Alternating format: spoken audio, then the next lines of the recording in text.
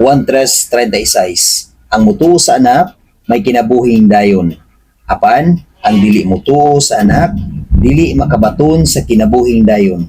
Magpabilin hinuon kaniya ang kapungot sa Dios hangtod sa kahangturan. Aron imong maangkon ang kaluwasan igsoon, tuohi ug dawata nga matinud-anon si Kristo diha sa imong kinabuhi. Ug kana nga pagtuo naay kausaban. Dunay kabag-uhan sa imong kinabuhi. Tungod kay kung walay kausaban sa imong kinabuhi, dili tinuod ang imong pagtuo nga imong gilito ug imong giangkon sa imong kinabuhi. Ug kana nga pagtuo dili matinud-anon ang imong pagdawat ug pagtuo ni Kristo, dili gyud mahingpit kana nga pagtuo sa imong kinabuhi. Tungod kay ang tinuod nga pagdawat ug pagtuo ni Kristo dunay kausaban sa kinabuhi.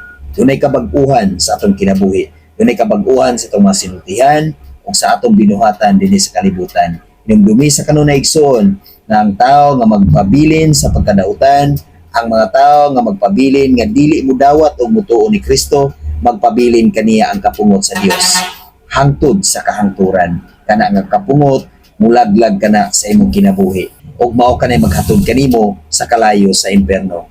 Apan kung imong dawaton og tuuhan nga matinud-anon si Kristo, imong maangkon ang kinabuhing walay katapusan. Ug usbon ko ang tinuod nga pagtuo ug pagdawat ni Kristo sa kinasing-kasing gayod, dunay kabag-uhan sa iyang kinabuhi. Dunay kausaban sa iyang kinabuhi.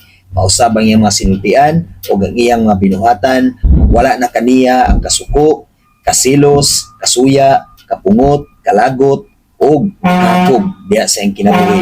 Wala kaniya ang pagdaot ngadto sa iyang isig katao, kundi na kaniya ang tinuod ni gugma ug pag-abi-abi ngadto sa iyang isig ka magtotoo. Tungod kay ang Dios naghari man sa iyang kinabuhi, ang Dios makita usab diha sa iyang kinabuhi.